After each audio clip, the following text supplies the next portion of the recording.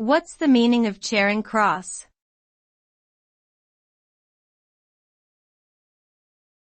Charing Cross.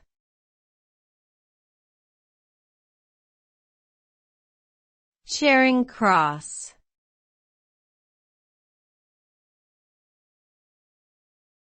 Charing Cross.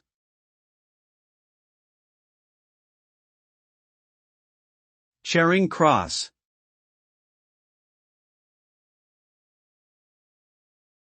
Charing Cross is a famous landmark and major transport hub in London, England.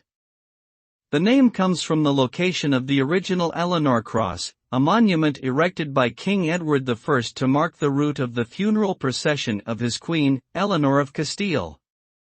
The name Charing may come from the Old English word Searing, meaning bend in the river, as the area was once a meander of the River Thames. Today, Charing Cross is a bustling intersection and focal point for commuters and tourists alike, featuring a train station, underground station, bus stops, and numerous shops and restaurants.